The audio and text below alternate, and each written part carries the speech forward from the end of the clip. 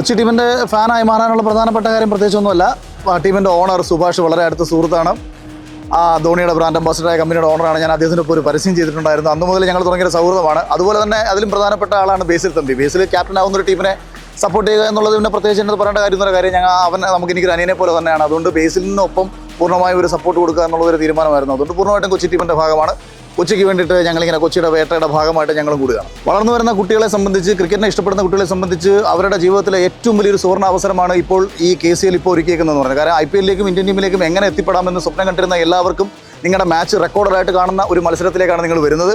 അത് മാത്രമല്ല, ഇത് ലോകത്തിൻ്റെ ഏത് കോണിലിരുന്നും ആൾക്കാർ കാണുന്ന രീതിയിൽ സ്റ്റാർ സ്പോർട്സിലൊക്കെ നമ്മുടെ ഒരു മാച്ച് കാണാനുള്ള വലിയൊരു അവസരം KCL ഒരുക്കി തരുമ്പോൾ ഇതിലും വലിയൊരു ഭാഗ്യമൊന്നും ക്രിക്കറ്റിനെ ഇഷ്ടപ്പെടുന്നവർക്കും ക്രിക്കറ്റിലൂടെ രക്ഷപ്പെടാൻ ആഗ്രഹിക്കുന്നവർക്കും ക്രിക്കറ്റ് കൊണ്ട് ലോകം അറിയപ്പെടാൻ ആഗ്രഹിക്കുന്നവർക്കും മുന്നിലില്ല. അതുകൊണ്ട് തന്നെ KCL-ന്റെ ഭാഗമാകാനും KCL-ൽ വന്ന് എത്തിപ്പെടാനും കഴിയട്ടെ നിങ്ങൾക്ക് ഓരോരുത്തർക്കും ആശംസിക്കുന്നു. അപ്പോൾ പിന്നെ ആരും മറക്കണ്ട, നിങ്ങളെല്ലാ സപ്പോർട്ടും കൊച്ചി ടീമിനുണ്ടാവണം. അപ്പോൾ ഇന്നത്തെ മത്സരത്തിൽ വിജയിച്ച് കൊച്ചി കപ്പടിച്ചിരിക്കും. Thank you.